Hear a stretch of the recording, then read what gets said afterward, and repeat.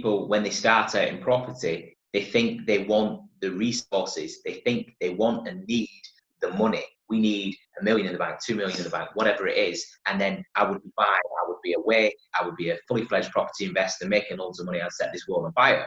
But they overlook the actual value behind resourcefulness. So I don't know where you started in property, but we started without a penny. And I realise now who we have become as a result of starting without anything. Had we have started with the resources, would we be where we are now?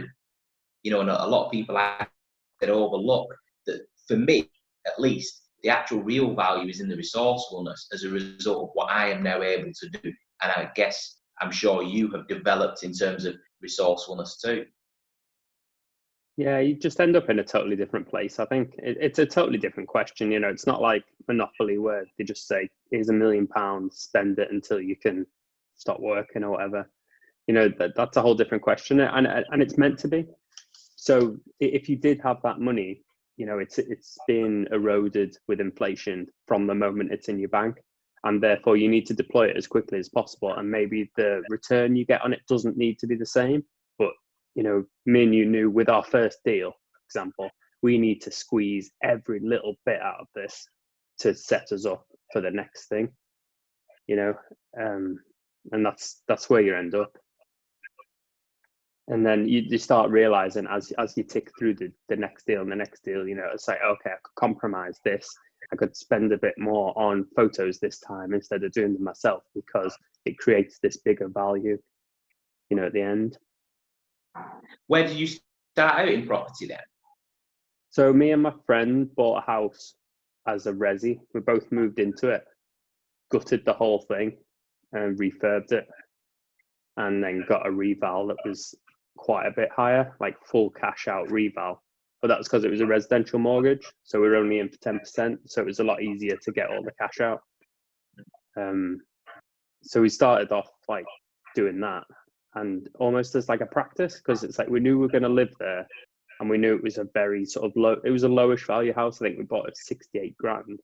So it was like, how bad could this possibly go that we've only put 10% in? We're going to try and refurb it as cheaply as possible.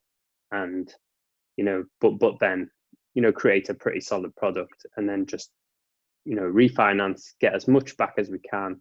And then we'll see how long it takes to get to the next one. You know, the way it panned out, we basically got enough money out to buy the next one. Sorry. No, it's just that's interesting because it sounds like your intention from the start, from day one, was actually to utilize that as your first project within property. So where do you get that knowledge from to buy the product, buy the property, to refurbish it and refinance it? Where did you get that knowledge from, that insight? So it started off just as like a crazy idea that my friend was talking about, because he's an electrician, which helps obviously.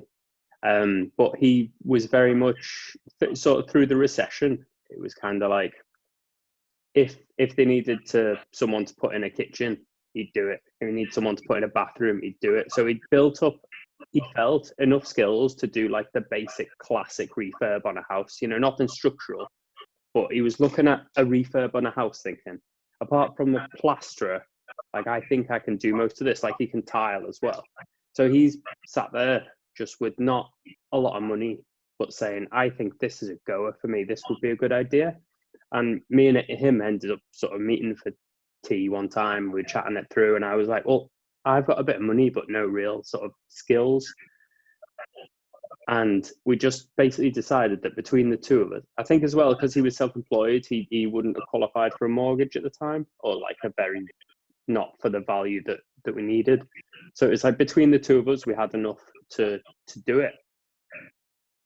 But we needed to save up for like another 8 months or something to make sure that we really had enough money to make sure we could do the refurb properly.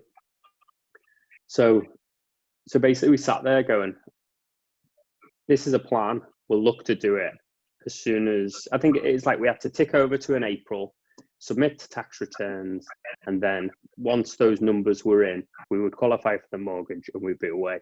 But that just meant there was a big void and a massive time, you know, like sort of, I think 8 to 12 months, I can't remember exactly, where we were just waiting. We were being calm, and this was the plan, but we couldn't execute until May, or, you know, April or May.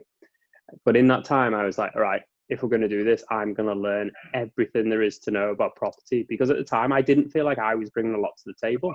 It felt like he was going to do all the work, and I was just kind of like helping finance it. And he was still putting money in. I was just putting maybe a bit more in. So in that time, I just went and read, you know, listened to every Rob and Rob podcast. You know, I was searching out any content to do with property I possibly could. And in the end, I sort of zoomed past him in terms of my knowledge of just how mortgages work, how, you know, inflations work, and how the economy, how, you know, all these kind of things I was learning.